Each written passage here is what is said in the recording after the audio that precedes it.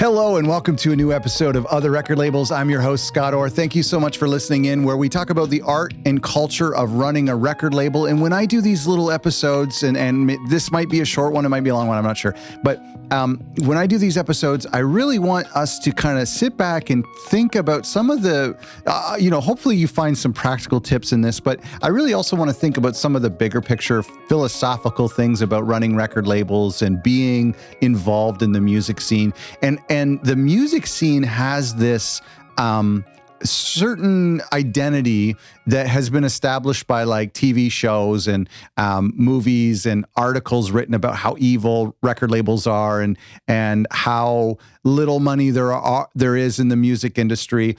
And there's just this kind of like identity that was stamped on it from the 80s and the 90s and the early 2000s during that whole piracy thing. And I think what the era we're living in now is where indie artists and indie record labels have an opportunity to kind of rewrite the narrative on record labels and on indie musicians. And so that's what I kind of hope one of the themes and ethos of this whole show reestablishes, that there is this non-competitive nature. There's this incredible, generous community of indie record labels who are huge fans of indie music and want to be the conduit between a creative artist and a passionate music fan. And so that's what I hope this whole show is about. And today I want to talk about, what a clickbaity title, by the way, but I want to talk about the 3 myths about starting a record label. So I've thought of these 3 myths, and then I have 3 ways that we can dispel these myths. And so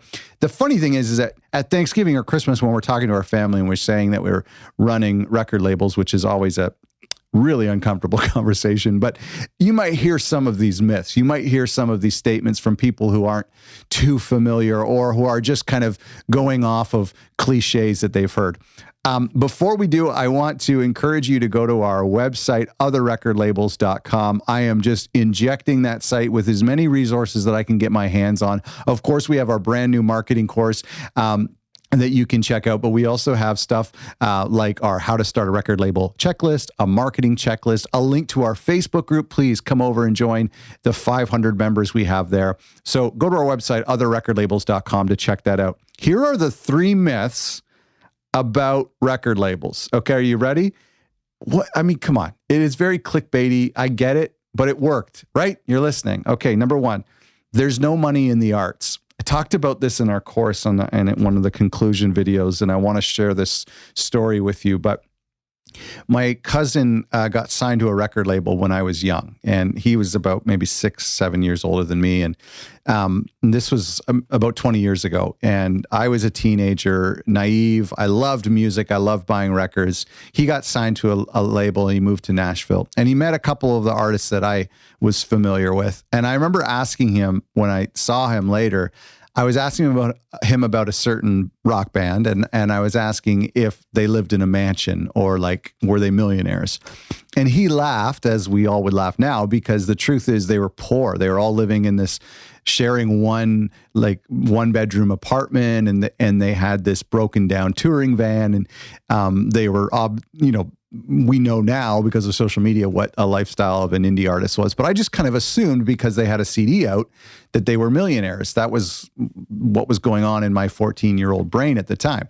And so I remember asking my cousin this, and he laughed and explained their situation. And he just said, there's no money in the arts. There's no money in the arts. So that's the first myth, is that there's no money in the arts. And I'm going to read you these 3 myths, and then I'm going to hop over to the 3 ways I think we can address these myths, and that we can, and some of them may be true in a way, but that we can start to dispel these myths. And so the first one is that there is no money in the arts, and that it would be better to get into, I don't know, work at Starbucks or go into construction or become a lawyer or something. Number 2, there's no need for labels anymore. I hear this all the time. That is a very clickbaity article, is that why would any artist sign to a record label? And there's some incredible truths to that.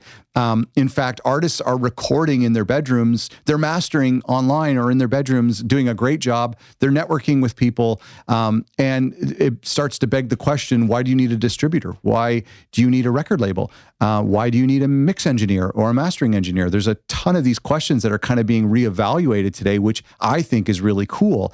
And any artist who's questioning whether they should sign to a record label, to me, is quite advanced. They're already ahead of the game because they're doing a lot themselves. So I'm going to address that in a second. That's the myth number 2. Myth number 3 is record labels are profit-driven, greedy pigs. Man, that's true. Like it's not true, but that I can see where that has come from, the 90s and the 2000s, about how quick they were to spend money and how little the artists got. And when you look at some of the distribution platforms we have today, we kind of see that to be true. Okay, so those are the 3 myths, but I want to give us some practical tips that we can do to dispel those myths so that when we're at Thanksgiving with our family and they say, why does an artist need a record label anymore? Or why would you start a record label? There's no money in music. There's no money in the arts. Why would you do that? So there's 3 things that I want to help you with. So number 1 is the myth, there's no money in the arts. My advice to that would be to be resilient and to be strategic, because the reality is there is money. There are record labels who are making livings.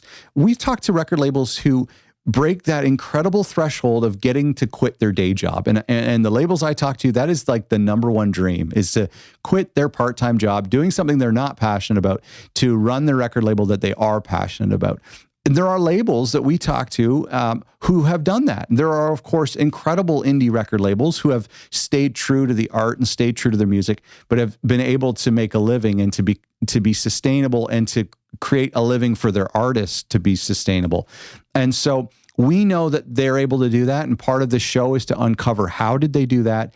But I would encourage you, in order to reach that point, is to be resilient and to be strategic and to be intentional with how we run our label. Instead of just relying on hope and just throwing something on the wall and hoping that it sticks, that we become more strategic in how we do it. And how do we do that?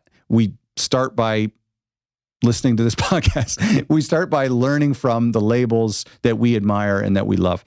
Number 2, the second myth is that there's no need for labels anymore. Gosh, there's a lot of truth to that. But here's how we as record labels can remain relevant and remain essential to some artists. Now, some artists do a great job on their own. That's fine.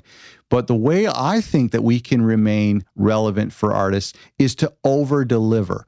Over-deliver for our artists and to ultimately be generous with our time and with our abilities. But as labels, we need to get better and better at reaching the press, getting better at being strategic with social media, building an email list, getting better at email marketing, even boring stuff like SEO and building websites and stuff.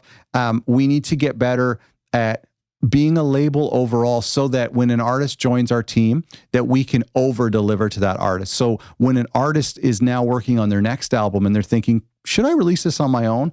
There's like, no way I'm going to release it on my own because my label does so much for me. I'm so appreciative of them. So instead of trying to like say, no, you definitely need to sign to us, I would just completely over deliver to the artist so that they felt like I'm earning my royalty rate that my label takes from them and more, and that they feel in the end, gosh, my label has done so much for me. I owe them so much. I'm so grateful for them. So the way you can do it, and I know the labels we talk to on Facebook, and I've seen their mindsets, and I know the labels we talk to on this show.